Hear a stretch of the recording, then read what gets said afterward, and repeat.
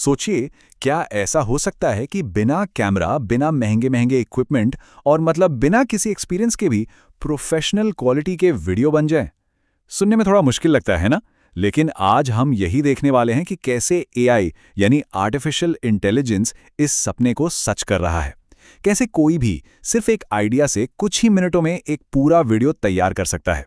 पहले का जमाना याद है? वीडियो बनाने का मतलब था हफ्तों की मेहनत, लाखों का बजट और एक पूरी की पूरी टीम। कैमरा चाहिए, स्टूडियो चाहिए, एक्टर्स चाहिए, क्या कुछ नहीं चाहिए होता था। लेकिन अब एआई ने पूरा खेल ही पलट दिया है।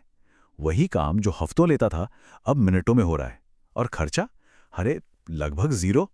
सिर्फ एक प्रॉम्प्ट, एक कमांड से। ये कोई छोटा मोटा बदलाव नहीं है, ये तो एक पूरी की पूरी क्रांति है। तो चलिए बात करते हैं इस एआई वीडियो रेवोल्यूशन की। आखिर ये वीडियो बनाने की दुनिया को असल में बदल कैसे रहा है? इसके असली फायदे क्या हैं? चलिए जरा आंकड़ों पर नजर डालते हैं। सबसे पहले और सबसे जरूरी, पैसा। एआई की वजह से वीडियो बनाने का खर्चा 60 से 90% तक कम हो गया है। जरा सोचकर देखिए, एक वीडियो जिसे बनाने में पहले मान लीजिए $5000 लगते थे, अब वही वीडियो सिर्फ $29 महीने के सब्सक्रिप्शन पर बन सकता है। ये तो कमाल की बचत है। और अगर पैसों की बचत कमाल की है, तो समय की बचत तो उससे भी जबरदस्त है। प्रोडक्शन टाइम पता है कितना कम हुआ है? 80% तक। जो काम पहले हफ्तों महीनों में होता था, वो अब एआई की मदद से कुछ घंटों या कभी-कभी तो बस कुछ मिनटों में निपट जाता है। और बात सिर्फ पैसे और टाइम की नहीं है। अब पूरी दुनिया के लोगों तक पहुंचना पहले से कहीं ज्यादा आसान हो गया है। हेजन जैसे टूल्स की मदद से 175 से भी ज्यादा भाषाओं में वीडियो बनाए जा सकते हैं।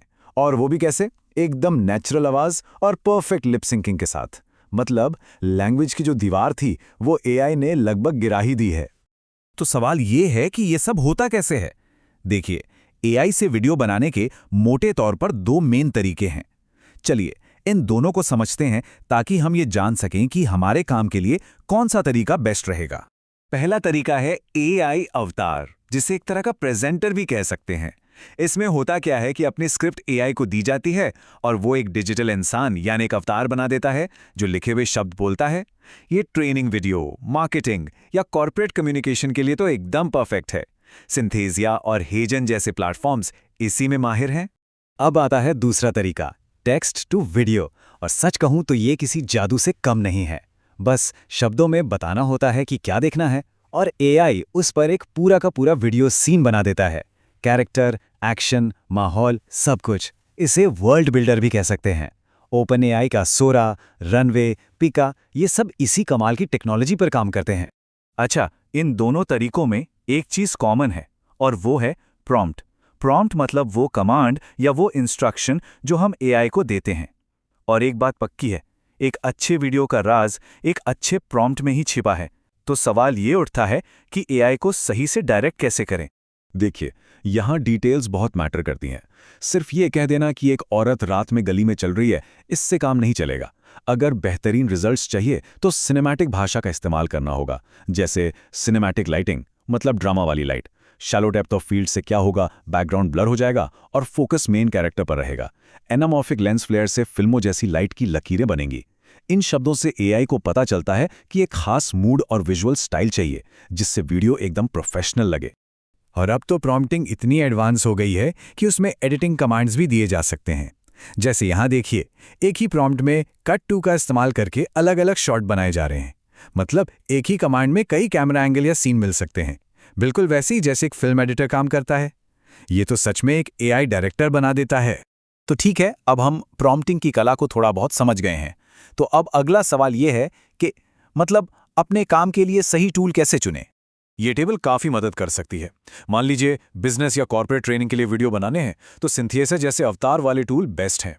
अगर सोशल मीडिया के लिए फटाफट स्टाइलिश वीडियो बनाने हैं तो पीका बहुत अच्छा ऑप्शन है। और अगर फिल्म मेकिंग या एड्स के लिए एकदम असली दिखने वाले वीडियो और पूरा कंट्रोल चाहिए तो रनवे जेन 3 जैसा पावरफुल टूल हमारे लिए है। चलिए अब एक प्रैक्टिकल सा वर्कफ्लो देखते हैं। सिर्फ 5 मिनट में वीडियो कैसे बनाएं। Step 1, script. इसके लिए चैट जीपीटी के पास जाइए। स्टेप 2, आवाज। 11 लैब्स जैसे टूल से स्क्रिप्ट को वॉइस ओवर में बदल लीजिए। Step 3, video. पिक्टोरी में अपनी स्क्रिप्ट और आवाज डाल दीजिए, वो खुद ही फुटेज और इमेज जोड़ देगा। Step 4, thumbnail. कैनवा या लियोनार्डो एआई से एक बढ़िया सा थंबनेल बनाइए। और आखिरी स्टेप, एडिटिंग। कैपकट जैसे किसी मोबाइल एडिटर में सबको एक साथ जोड़ दीजिए, बस वीडियो तैयार है। तो कुल मिलाकर देखें तो एआई वीडियो के फायदे एकदम साफ हैं। कैमरा नहीं चाहिए, अपना चेहरा दिखाने की जरूरत नहीं, वीडियो फटाफट बनते हैं, और तो और यूट्यूब ऑटोमेशन जैसे नए रास्ते भी खुलते हैं। इसने कंटेंट क्रिएशन को सबके लिए आसान बना दिया है। लेकिन एक सवाल उठता है, जब क्रिएटिविटी इतनी आसान हो जाए तो इसका मतलब क्या होता है? ये टेक्नोलॉजी वाकई में कमाल की है, इसमें कोई शक नहीं।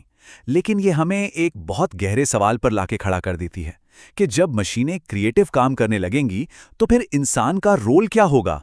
ये एक तरह से क्रिएटिविटी और कैलकुलेशंस के बीच की बात है। ये एक बहुत दमदार बात है ना? सिनेमा का मतलब कभी भी ये नहीं रहा कि जो हमेशा काम करता है वही किया जाए। सिनेमा तो हमेशा उम्मीदों को तोड़ने, कुछ नया, कुछ अनएक्सपेक्टेड करने का नाम रहा है।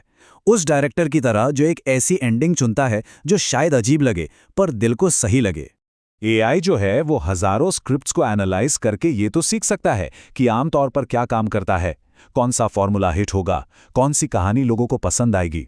लेकिन असली सवाल यह है, इसके बाद क्या? क्या क्रिएटिविटी का मतलब सिर्फ कामयाब फॉर्मूलों को दोहराना है, या फिर उन दायरों को तोड़ना है जिनके बारे में हमें पता भी नहीं कि वो मौजूद हैं? और यही वो सवाल है जो हमें सोचने पर मजबूर करता है कि इस नई टेक्नोलॉजी के साथ आर्ट और स्टोरी टेलिंग का भविष्य आखिर क्या होने वाला है।